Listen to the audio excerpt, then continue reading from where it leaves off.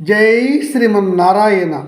ఈరోజు మనం ధర్మపదం గ్రంథములోని చాప్టర్ 5 విభాగము 89 కర్మలు సంస్కారముల గురించి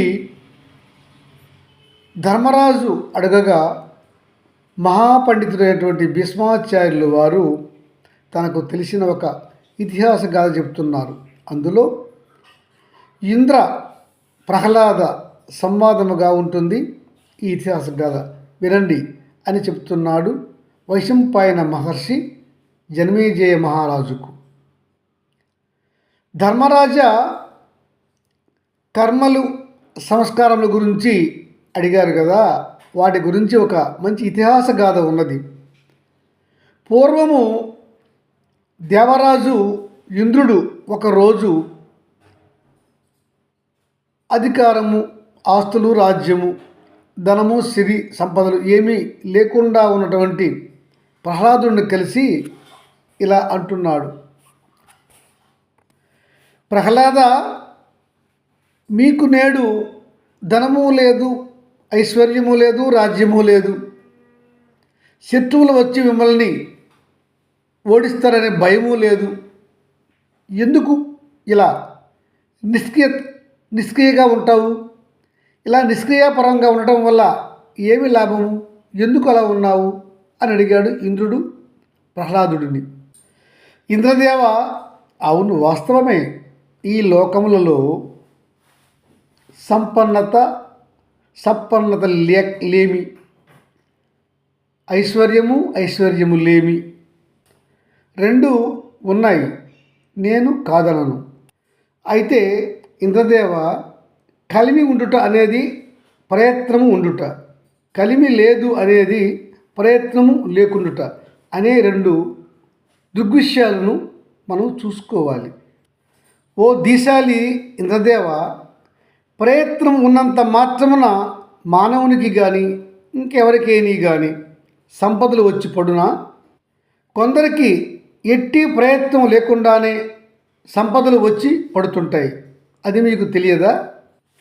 ఇవన్నీ కూడా ఇంద్రదేవ గత జన్మ పుణ్య పాపముల ఫలితములు. అది మీకు తెలియదా? ఇంకా అందరికీ తెలిసినది ఏంటంటే, మిత్రులు సాధారణంగా శుభాలు కలిగిస్తారు, శత్రువులు సాధారణంగా అపకారములు కలిగిస్తూ ఉంటారు.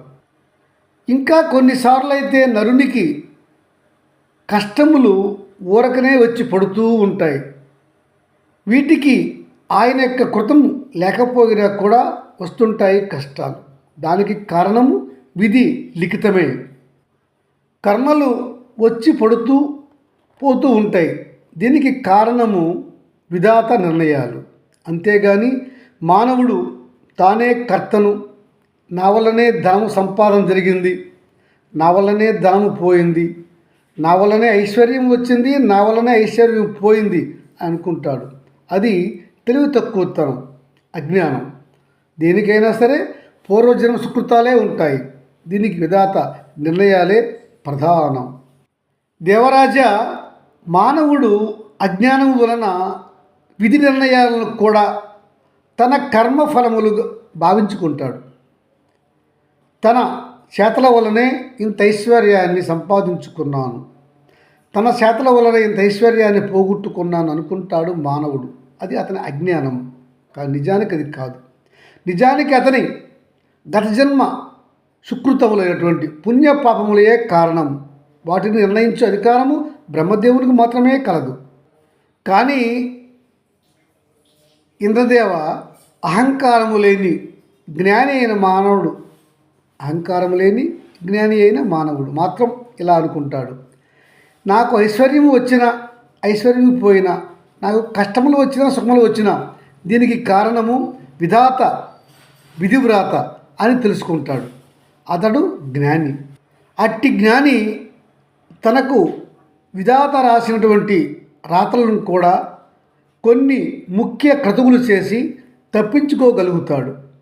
ఇంద్రదేవ, భూమిపైన ఉన్న మానవులు, ఇతర జీవజాలములు అన్నీ కూడా అశాశ్వతములు.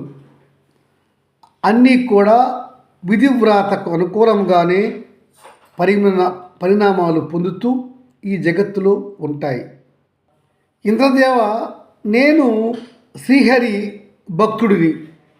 నాకు ఈ భూమిపై గల భావబంధాలన్నీ కూడా అశాశ్వతములు, నశ్వరములు అని నాకు తెలియను. దీనంతటికీ విధివ్రాతయే అని కూడా నాకు తెలియను. నేను శ్రీమన్నారాయణుడినే నమ్ముకున్న వాడిని. అందువల్ల అచంచలమైన నారాయణ భక్తి వల్ల నాకు ఈ విషయములు అన్నీ తెలుసు. ఈ భవబంధములు, ఈ జన్మలో కలిగే కష్టసుఖాలు అన్నీ కూడా దైవ నిర్ణయాలు అని నాకు తెలియను. దానికి కారణము నాకు ఉన్నటువంటి శ్రీమన్నారాయణ యొక్క కృప. ఇంద్రదేవ, నాకు ఆ శ్రీహరి దయవల్ల దాంతి, శాంతి, ప్రజ్ఞ అనేవి అడగకుండానే నాకు వచ్చి ఉన్నటువంటి లక్షణములు. అందువలననే నేను ఐశ్వర్యములు ఉన్నా లేకపోయినా, కష్టములు వచ్చినా సుఖములు వచ్చినా ఒకేలాగా ఉంటాను. దానికి కారణము నాకు ఆ శ్రీహరి ఇచ్చినటువంటి కృపయే. అందువల్లనే నాకు ఎట్టి చింత లేదు అనగా ఇంద్రుడు అంటున్నాడు. ప్రహ్లాద, మరి నీకు ఆ శ్రీహరి దయ ఉన్నది కదా, అయితే నేడు ఐశ్వర్యము నీకు లేదు, అయినా ప్రశాంతంగా ఎలా ఉండగలుగుతున్నావు అనగా అంటున్నాడు ప్రహ్లాదుడు. ఇంద్రదేవ, నిష్కపటమైనటువంటి హృదయము, దయ, కరుణ, తాను అనేవాడను ఈ శరీరము కాదు ఆత్మ అని తెలుసుకోవటం, పరాకు లేకుండా జాగరూకుడునై ప్రవర్తించటం, పెద్దల పరిచర్యలు, గురువులను ఆశ్రయించుట నాకు తెలుసు. అలా చేస్తాను. ఇవన్నీ నాకు శుభాన్ని కలిగిస్తూ ఉంటాయి, ఆనందాన్ని కలిగిస్తూ ఉంటాయి. నాకు ఐశ్వర్యము ఉన్నా లేకపోయినా ఒకే విధముగా ఉంటాను. అలా ఉన్నప్పుడు నరునికి శాంతి, జ్ఞానము అనేది తమంతట అవే వచ్చి అబ్బుతూ ఉంటాయి అని చెప్పాడు ప్రహ్లాదుడు ఇంద్రునికి. అని చెప్పాడు ధర్మరాజుకు పండితుడైనటువంటి భీష్మాచార్యుల వారు. జై శ్రీమన్నారాయణ.